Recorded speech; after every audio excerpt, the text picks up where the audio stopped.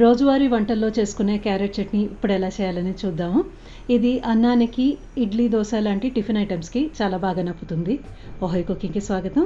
చాలా సులభంగా చేసుకోవచ్చు. దీనికోసం పావు కిలో క్యారెట్ తీసుకున్నాను. ఇలాగ 2 వచ్చినాయి. వీటిని కొంచెం చిన్న చిన్న ముక్కలుగా కట్ చేసుకోండి. మరీ పెద్దగా అయితే మనకవి మెత్తపడడానికి టైం పడుతుంది. ఈ మాత్రం కాస్త చిన్నగా ఉన్నట్టు చేసుకున్నాను. ఇప్పుడు తర్వాత ఒక బాండ్లీ పెట్టుకొని 2 టీ స్పూన్ల నూనె వేసుకున్నాను. నూనె కాగిన తర్వాత అర టీ స్పూన్ ఆవాలు, ఒక 8 నుంచి 10 మెంతుల గింజలు వేసుకున్నాను. ఇవి కాస్త దోరగా వేయించుకోవాలి. తర్వాత ఒక టీ స్పూన్ మినపప్పు వేసుకున్నాను. వీటిని కూడా కాస్త దోరగా వేయించుకుంటూ అర టీ స్పూన్ జీలకర్ర వేసుకుని కొంచెం దోరగా వేయించుకున్నాను.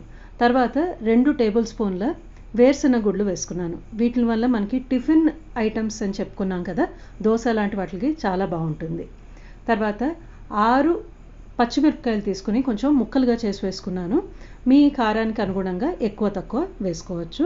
ఇవంతా కూడా బాగా పూర్తిగా ఎరుపు రంగు వచ్చే వరకు వేయించుకోవాలి. అన్నీ వేగిన తర్వాత స్టవ్ ఆఫ్ చేసేసి కొద్దిగా 2 పెద్ద చిటికెళ్ళంతా ఇంగువ వేసుకోండి. మంచి ఘాటున్న ఇంగువ, పావు టీ స్పూన్ పసుపు వేసుకొని ఇవి ఆ వేడికే వేగిపోతాయి. అందుకని స్టవ్ ఆఫ్ చేసుకుని వేసుకుంటే ఒకసారి కలిపేసుకుంటే సరిపోతుంది. ఈ మిశ్రమం అంతా చల్లపడ్డిన తర్వాత ఒక మిక్సీ జార్లోకి తీసుకోండి. తర్వాత 2 టీ స్పూన్ల నూనె అదే బాండ్లీలో వేసుకున్నాను. తర్వాత క్యారెట్ ముక్కలు వేసుకుంటున్నాను దీంట్లోనే. మొదట్లో లో ఫ్లేమ్లో పెట్టుకోండి. తర్వాత లో నుంచి మీడియం పెట్టుకుంటే సరిపోతుంది. అర టీ స్పూన్ ఉప్పు వేసుకున్నాను. లేదంటే మీరు తీసుకున్న క్యారెట్ ముక్కలకి సరిపడా ఉప్పు వేసుకొని అంతా ఒకసారి కలిపేసుకొని లో నుంచి మీడియం ఫ్లేమ్ పెట్టుకొని మూత పెట్టుకొని వీటిని మగ్గించుకోండి. ఒక 3-4 నిమిషాలు సరిపోతుంది. ఒక 3-4 నిమిషాలు అయిన తర్వాత చూస్తున్నాను. మనకి గరిట గుచ్చితే అవి కాస్త అలాగ మెత్తపడి ముక్కగా విరిగితే సరిపోతుంది. మనకి పేస్ట్ లాగా అయిపోయే అవసరం లేదు. కాస్త క్రంచీగా కరకరలాడుతున్నట్టున్నా కూడా పర్లేదు.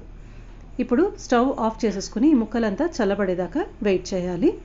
ఇంతలోపల మనం మిక్సీ జార్లో ఈ పోపు మిశ్రమం అంతా వేసుకున్నాము. దాంట్లో ఒక అర టీ స్పూన్ అంతా చింతపండు గుజ్జు, ఈ పోపుకి మాత్రమే సరిపడా ఉప్పు, క్యారెట్ ముక్కలకు ఆల్రెడీ ఉప్పు వేసుకున్నాము, దీనికి మాత్రమే సరిపడా ఉప్పు వేసుకుని ఇది బరకగా పప్పులుగా ముక్కలు చెక్కలుగా ఉండేట్టు గ్రైండ్ చేసుకోండి. ఇదే ఈ చట్నీకి రుచి. తర్వాత క్యారెట్ ముక్కలు కూడా వేసుకోండి. వీటిని కూడా ముక్కలుగా ఉండేట్టు మళ్ళీ కోర్స్గానే బరగ్గానే గ్రైండ్ చేసుకోండి. అప్పుడైతేనే మనకి పంటి కింద తినేటప్పుడు క్యారెట్ ముక్కలు, వేరుశెనగ గుళ్ళు అంతా వచ్చి చాలా బాగుంటుంది. చూడండి, ఇలా క్యారెట్ కూడా కొన్ని చోట్ల అలాగే ముక్కలు ఫుల్ అలాగే ఉండిపోయినాయి. అక్కడక్కడ 2-3 ముక్కలుగా చితికినాయి. మనకి ఇంత ఉంటే సరిపోతుంది. మనకి చట్నీ రెడీ అయినట్టే. చాలా సులభంగా చేసుకోవచ్చు. క్యారెట్ అంటే ఎక్కువ వంటల్లో ఇష్టపడని వారు కూడా ఇలా చట్నీలాగా చేసుకొని తినచ్చు. మీరు కూడా ఒకసారి చేసుకొని మీ అభిప్రాయాన్ని తెలపగలరు. ధన్యవాదాలు.